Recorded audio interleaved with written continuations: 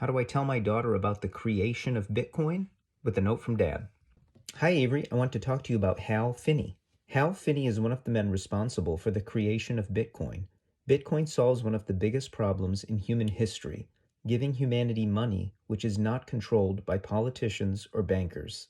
Men like Hal Finney saw a seemingly impossible problem, and rather than complaining, they worked hard to solve that problem.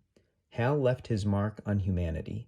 He and the people he worked with used their gifts to serve others by creating something revolutionary.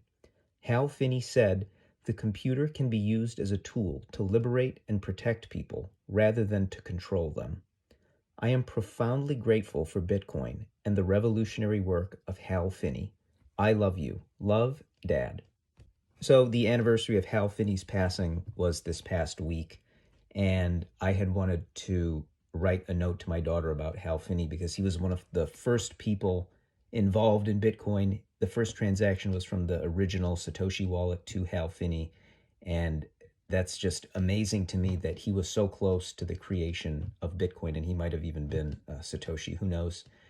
And it's really amazing because there was this impossible problem that governments and politicians and bankers control the money supply. And when they increase the amount of money, they dilute all the existing money that's in circulation. And inflation really robs people not just of their purchasing power, but of their time, because you have to labor to earn the money, and then they can steal the money by printing more of it via inflation. And rather than just complaining or accepting that, they got to work to figure out, how can we get around this? How can we create something that functions as money outside of the reach of a government? And that's the beauty of Bitcoin.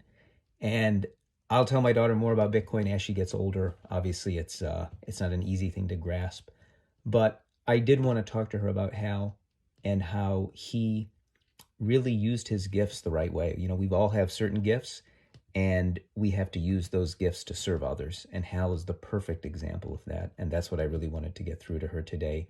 And that is today's note from Dad.